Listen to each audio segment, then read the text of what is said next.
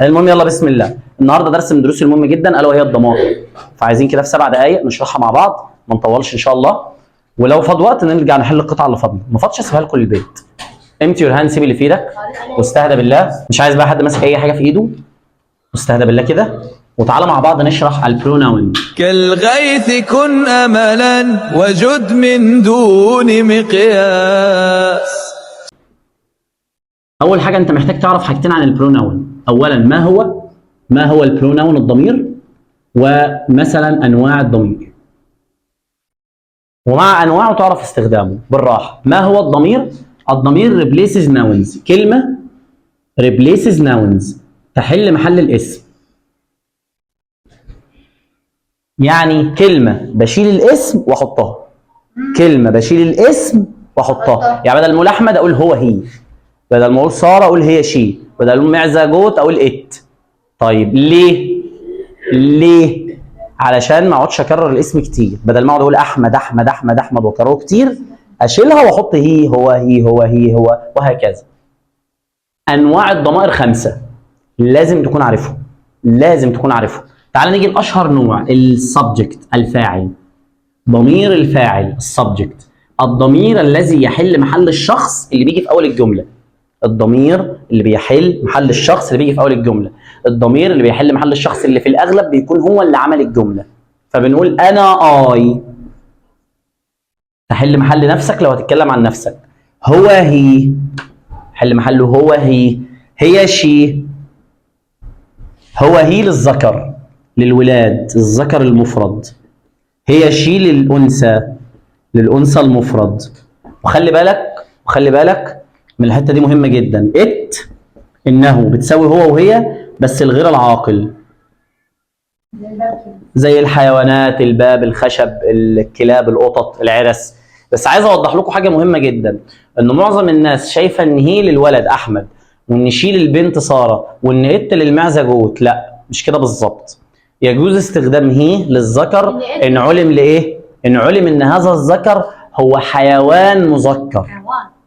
يعني انا قدامي مثلا حمار، متاكد ان هو حمار زي اللي انت كنت راكبه ده كده، وانا متاكد انه حمار وعارف انه ذكر، اقول هي. انا عارف ان اللي قدامي دي بقره جاموسه، ومتاكد يا ست، انا جبت سيرتك، ومتاكد انها جاموسه وبقره. يا ست انا ببصص هنا على السبوره اهو، انت هتبلي عليا. شيل المؤنث، الجمايز، المؤنث. طيب هل يجوز يا مستر، وطبعا شيل الولاد هيل الولاد وشيل البنات معروفه يعني. طب هل يجوز يا مستر ات تيجي مع البني ادمين بدل ما بتيجي مع غير العاقل؟ ايوه، بتيجي مع البني ادمين في حالات. افرض انت واحد بيخبط عليك مثلا وانت ما انتش عارف مين اللي بيخبط، يقول لك مين؟ انا. انت مين؟ انا. فاللي هو انت مين يعني؟ مش فاهم. يقول لك ات از مي، ات از مي، انه انا بيتكلم على عاقل اهو. بتتكلم للتاكيد. مين اللي كان الجبنه يا اولاد؟ مين اللي كان الجبنه؟ اتس مي، انه انا. اتس هام، انه هو. فبتستخدم للتاكيد، تستخدم للتاكيد. يبقى اي انا، هي هو شي، هي ات المعيز، يو انت. وكان في زمان يعني سكه مثلا قول 19 سنه و4 شهور و3 اسابيع ويومين و6 ساعات و4 دقائق و30 ثانيه، كان في ضمير اسمه يو، كان بيتكتب كده، واحده للمفرد واحده للجمع. اتشال بقى خلاص، ما عادش موجود، اصبح بس ما عادش غير عندي غير يو. تيجي للانت وانتي وانتما وانت، كل الناس انت يو.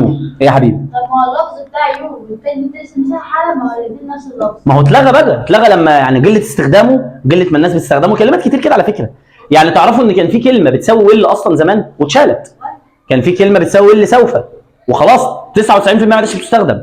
طب ايه اللي حصل؟ مع الناس بطلت تستخدمها عادي. كلمات كتير كده يعني، كلمات كتير كده. بعد كده عندنا احنا وي، لما تتكلم عن نفسك وعن اي حد واقف معاك، يعني انا واي حد، اي اند محمد وي، اي اند ساره وي، انا والكلبه وي، اي حد معاك تقول عليه وي، نحن. ثم عندنا مين؟ اخر واحده، هم، ذي. اي مجموعه انت مش واقف معاها، سواء مجموعه بنات، مجموعه حيوانات، اي مجموعه انت مش واقف معاها، اي مجموعه.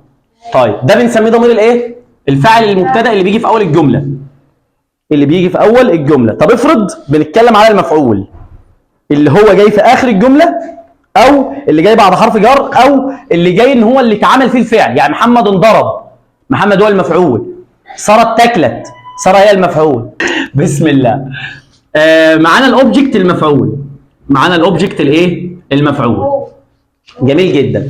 اللي هو لما تيجي مع، زي ما قلت لكم، لما تيجي مع حرف جر مثلا، لما يبقى هو اللي اتعمل فيه الحاجه دي، هو اللي اتضرب، هو مثلا اللي اتسرق منه حاجه او ايا كان، فبدل ما تقول انا اي بتقول انا مي. يعني لو هقول مثلا محمد went to the father، ذهب الى الاب، لما هشيل الاب مش هحط هي، هحط him. ليه؟ لان الاب هنا مفعول او جاي بعد حرف جر، يبقى المفعول اللي حصل فيه الحاجه ما بتقولش انا اي بقى، بتقول انا مي. فلو انا اللي ضربت اي، لو انا اللي انضربت مي، لو هو اللي ضرب هي، لو هو اللي انضرب هم، لو هي اللي ضربت شي، لو هي اللي انضربت هير. ات بدلناها ات زي ما هي. انت يو بدلناها انت يو في المفعول برضه. يبقى ات ويو ما بيتغيروش، سواء فاعل عمل او مفعول فيه. احنا وي بتبقى اس. يعني انا لو هقول لت يلا، يلا احنا، هقول لت وي ولا لت اس؟ لا لت اس. ليه؟ علشان ده فعل، واللي بيجي بعد الفعل بيبقى مفعول. اللي بعد الفعل بيبقى مفعول، اللي بيجي بعد الفعل بيبقى مفعول. والله طعميه. المهم نرجع لوظيفتنا تاني بالراحه بالراحه، حصل خير هنشيلها في المونتاج، هنشيلها في المونتاج. هم زي بتتحول لهم ايه؟ زم. تتحول لهم ايه؟ زم. حصل خير. الحر ده بيعمل حاجات غريبه، الواحد ما بيبقاش مظبوط كده في الحر ده. يبقى انا اي، انا مي، هو هي، هو هم، هي شي، هير ايه هي، ات بدلناها ات، يو بدلناها يو، احنا وي، احنا اس، احنا زي، احنا زم. بس ايه الفرق؟ ده لو انت الفاعل، ده لو انت المفعول. بص، ده في بدايه الجمله، ده كده في بدايه ايه؟ الجمله. اما ده بعد حرف جر، بعد حرف جر او بعد فعل. بعد ايه يا باشا؟ فعل. ايه ده صحتك بالدنيا.